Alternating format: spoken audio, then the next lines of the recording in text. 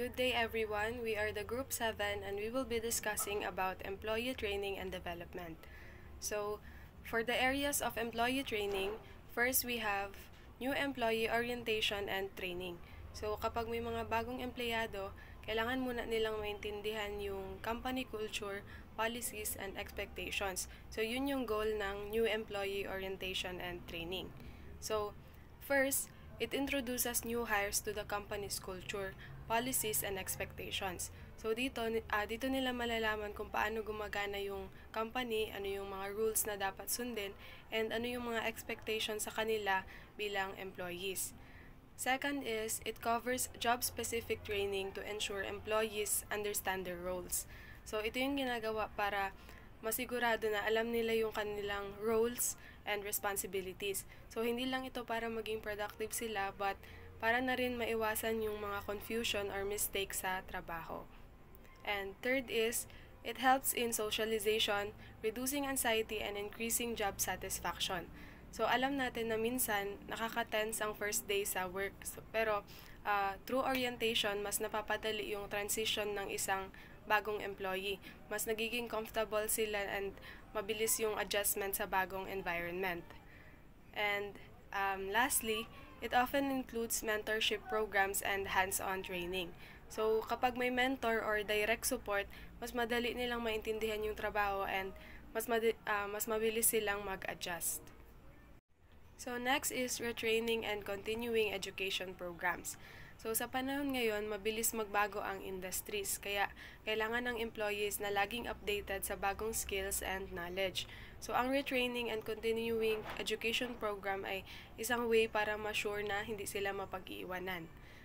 First, it keeps employees' skills updated with industry changes. So, para makasabay sa changes sa industry, halimbawa kung may bagong software na kailangan gamitin, kailangan ng training para matutunan to. And next is, addresses technological advancements and evolving job roles. So, ibig sabihin kapag may changes sa work nila dahil sa technology, hindi na nila kailangan matakot kasi may proper training na maghahanda sa kanila. And third is, it increases employee adaptability and reduces skills obsolescence. So, kapag updated ang knowledge and skills ng empleyado, mas madali silang mag-a-adjust and mas nagiging valuable sila sa company. And lastly is, it can be provided through workshops, certifications, and online courses. So, hindi lang ito limited sa classroom training.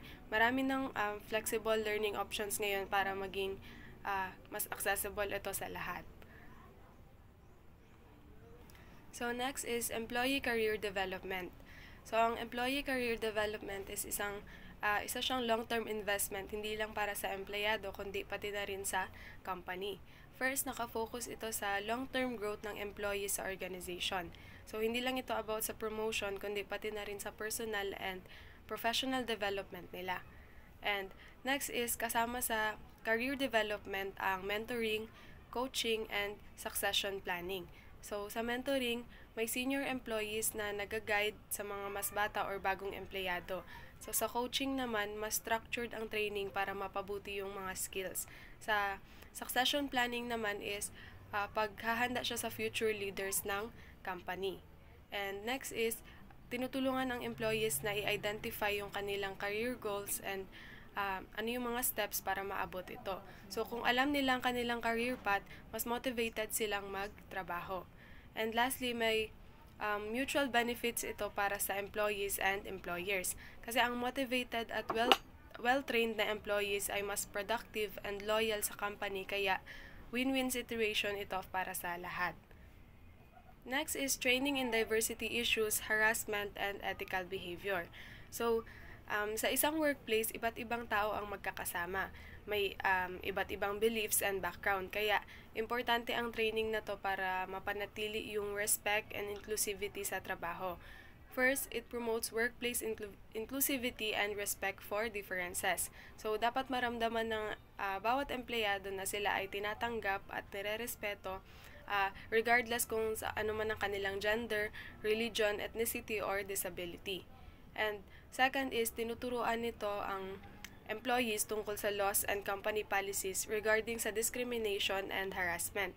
So maraming mga batas na nagproprotekta sa mga empleyado laban sa unfair treatment or abuse sa isang workplace.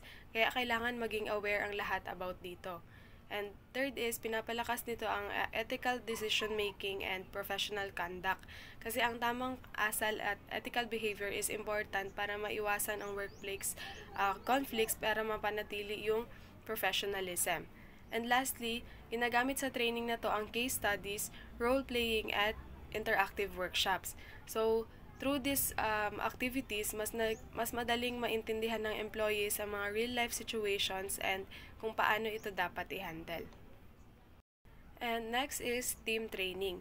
So, hindi lang sapat na magaling ang isang empleyado sa work niya kasi importante din ang teamwork. So, dito mapapasok ang team training, which helps para mas mapabuti ang pagkikisama and pagtutulungan sa workplace. First is nakakatulong ito sa collaboration and communication ng employees. Kapag maayos ang communication sa isang team, mas madali ang coordination and mas nagiging productive sila sa work. And nakafocus ito sa conflict resolution, leadership roles at team dynamics. So sa isang grupo, hindi may iwasan ang misunderstandings or conflicts. Kaya importante ang training para matutunan ng employees kung paano ito maayos and paano maging professional. And next is, ina-encourage nito ang trust and cooperation sa work groups. So, ang isang team na nagtutulungan is mas nagiging effective at motivated sa trabaho. And lastly, ginagamit ang simulations at team building exercises para ma-improve ang performance. So, in this way, natututo ang employees kung paano magtrabaho ng mas maayos bilang isang team habang ine-enjoy yung kanilang learning experience.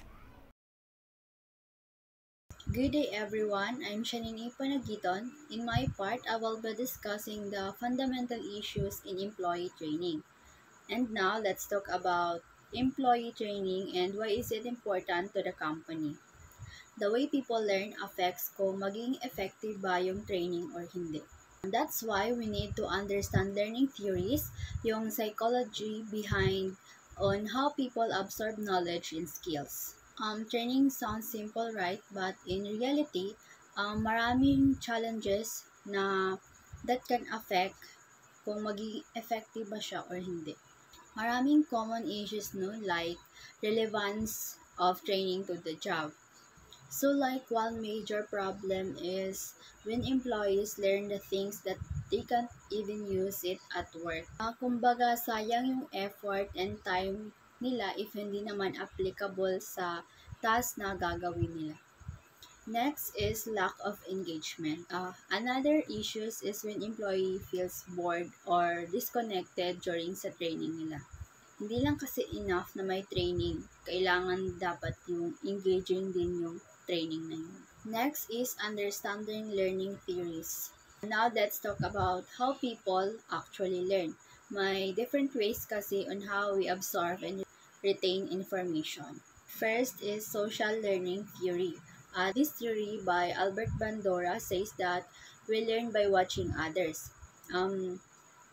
Hindi lang through books or lectures, minsan mas effective pa yung observing real people. Halimbawa is, bago ka lang sa work mo and you don't know how to handle the difficult customer.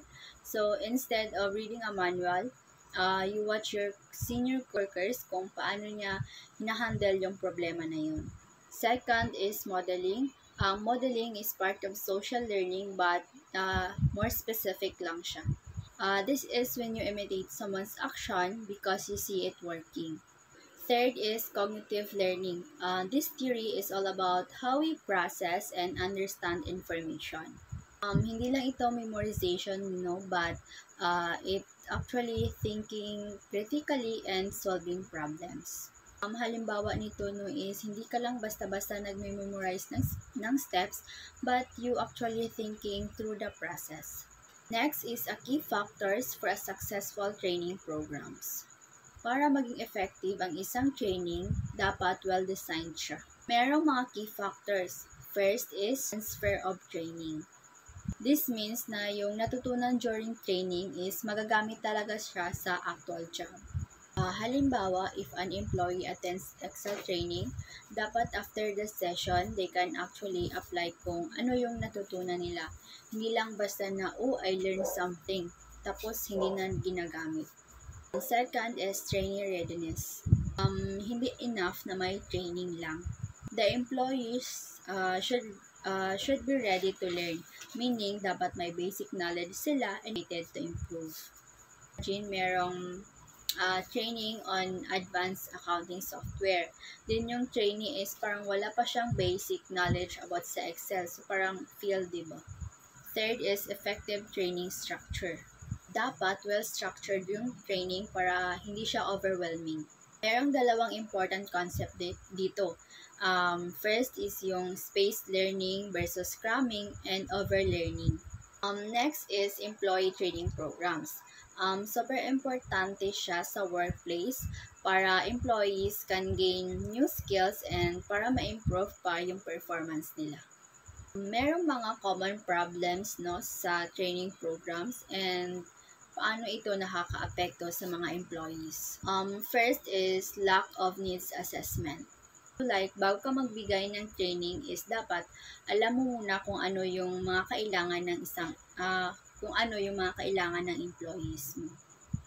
Training is useless if hindi siya naka-address sa real skill gaps. Halimbawa is they train employees on how to use a PowerPoint.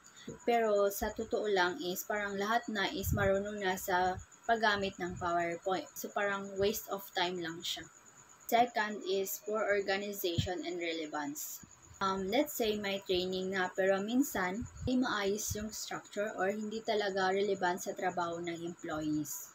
Third is inconsistent training delivery. Sometimes, companies expect employees to just learn on the job without formal training. Meaning walang standard training process. So, depende sa senior employees ang learning ng newbies. Last is no evaluation process. This is a major problem kapag tapos na ang training. Paano mo malalaman kung effective talaga siya? Companies has no idea if employees actually learned anything. Next is let's talk naman on how to create an effective training program. Dapat may systematic approach para sure siya na relevant, effective, at applicable siya sa workplace. To make this happen, we use a model for a successful training program na merong 4 key steps in assessing training needs. Ito ay organization analysis, task analysis, person analysis, and demographic analysis. First is organizational analysis. These steps is aligning training programs with company goals. Kasi kung ang training is walang relevance sa company's objectives or business objectives, is sayang lang yung effort. Halimbawa, ang isang company is gustong i-increase yung customer satisfaction. So, dapat ang training program is nakafocus doon sa customer service skills. Second is task analysis. Dito naman is nakafocus siya on identifying specific job skills that employees need para maging competent sila sa work nila. Third is person analysis. Not all employees have the same skill level. So, dapat customize ang training based on individual needs. Lastly is demographic analysis. Not all employees learn the same way. So, dapat i-consider natin yung diversity when it comes sa training approaches. Ang halimbawa nito is, merong ibang mga employees na mas nakaka-learn sila through visual aids. Ang halimbawa ito yung mga videos, mga infographics. Next is establishing training. And bakit nga ba mahalaga na clear and measurable ang learning goals before ka mag-start ng isang training programs? Before ka mag-start ng training program is dapat clear yung objective mo para hindi sayang yung time and resources na gagamitin mo during training. So, bago ka mag-start ng training is dapat alam mo muna yung goal or like ano dapat yung matutunan ng employees or yung kung ano yung expected outcomes. And that's all for my part. Thank you. Good day everyone, I am Carla Puti. So let's proceed about the developing and testing of training materials, employee training methods. So the developing training materials is involves to identifying the learning objectives and creating engaging content and testing and materials to ensure the effectiveness. So the testing includes the platforms, the feedback seasons, and then the refining materials based on the employee performance and then the comprehensions. So the developing and testing of training materials, employee, and training methods is ito yung mga pagsusuri or pagsasanay sa mga employee. So halimbawa is yung mga kakulangan ng kaalaman ng mga employee. So the next is the on-site training methods. So the on-site training is occurs at the workplace, allowing the employees to learn in the actual work environment. So meron tayong common methods including the on-site training methods. So the first one is the job rotations. So when we say job rotations is ito yung mga pagpapalipat ng mga posisyon ng mga employee, like yung mga pagtaas ng kanilang position, for example sa isang company. And then the next is the mentoring and coaching. So ang mentoring and coaching naman is ito yung mga ito yung mga employee na like matagal na sa company na yon, is like sila na yung mga gumagabay sa mga bagong hiring ng mga employee, like tinatawag itong mga junior staff. And then the next is apprenticeships. So ito naman yung mga pagtitrain o yung mga bagong employee, like di ba nga tinitrain muna sila, like pinag-aaralan muna nila yung mga ginagawa or kung ano yung gagawin nila sa trabaho na yon. Pero sa train pa lang na yon is like consider na yon like parang sinasahudan na sila. So the next one is about the offsite training methods. So when we say offsite training, it takes place away from the workplace, like the often on conference centers, the training institutions, or the online platforms. So we have a common methods including the offsite training methods. So the first one is the seminars and conferences. So when we say seminar and conferences is ito yung mga pag-attend ng mga employees sa mga seminar, like sa mga industry event. So the next is the university or the certification programs, is ito naman yung mga employees like enrolling in another courses. And then the next is the online learning platforms. So when we say online learning platforms is ito yung mga nalalaman or napag-aaralan ng mga employee through in social media. So the next is the management and leadership training methods. So these programs is aims to develop the managerial and leadership skills to helping the employees to transitions into the leadership roles. So we have a methods including the management and leadership training methods. So the first one is the executive coaching. So when we say executive coaching is a one-on-one coaching from the experienced leaders. And then the next is leadership development programs. So ito yung mga the structures training for the high potential employees. And then the case studies and group discussions is to learning from the real world business challenges. And then the team building activities like enhancing the collaborations and decisions making skills. So the implementation of the training programs is the successful implementation requires the planning, like resource the allocation and monitoring to the employee. So ang implementation of the training programs is ito yung mga actual na pagsasagawa ng isang training program na isinasagawa ito sa mga pagsasanay sa mga employee upang matulungan silang magkaroon ng mga bagong kaalaman o yung mga pag-uugali na kinakailangan nila para sa kanilang trabaho. So halimbawa into the customer service training programs. So like layunin nilang mapahusay ang kakayahan ng mga employee sa pakikitungo nila sa kanilang mga client. And then the next is yung mga pagsasagawa dito ng mga seminar tungkol sa mga tamang pakikitungo nila sa kanilang mga customers or yung mga client nila. So the last one is the evaluation of the training methods. So when we say evaluation of the training methods is like evaluations measures the effectiveness of the training programs and identify the areas for the improvement.